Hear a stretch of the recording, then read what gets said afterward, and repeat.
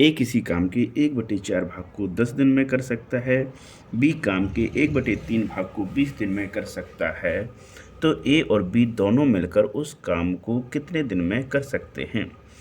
आइए दोस्तों इसको सॉल्व करते हैं। ए किसी काम के 1/4 भाग को ए काम के 1/4 भाग को 10 दिन में कर रहा है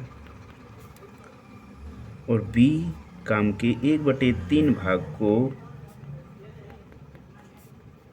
20 दिन में कर रहा है।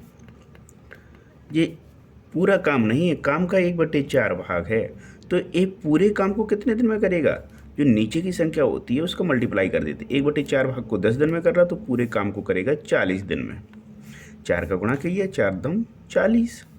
ऐसे ही बी एक काम के 1/3 भाग को 20 दिन में कर रहा तो पूरे काम को कितने दिन में करेगा। 3 का मल्टीप्लाई कर देंगे तो 20 30 60। अब देखिए इन दोनों का एलसीएम लेते हैं हम। 40 और 60 का एलसीएम कितना आएगा 120। 40 का भाग देंगे, 40 दिए 120। इसका मतलब है कि ए की क्षमता एक दिन की 3 है, तभी उसे 40 दिन लग रहे हैं। 3 काम एक दिन में कर रहा है तो 40 दिन लगेंगे 120 काम करने के लिए। और काम जी 120 है, जी हमारा पूरा काम होता है। 60 का भाग देंगे, 60 दूनी 120, मतलब कि बी एक दिन में 2 काम कर रहा है तभी उसे 60 दिन पूरे लग रहे हैं 120 काम करने के लिए।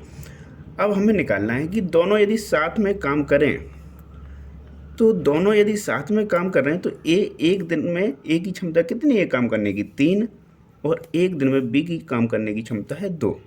तो टोटल क्षमता दोनों की है 5, कि दोनों मिलकर एक दिन में 5 काम करते हैं और हमारा काम है 120।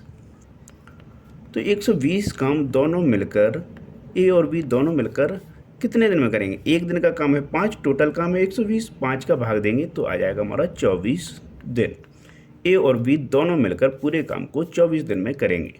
दोस्तों यदि हमारा एक क्वेश्चन आपको अच्छा लगा हो तो इस वीडियो को लाइक और सब्सक्राइब जरूर करें। धन्यवाद।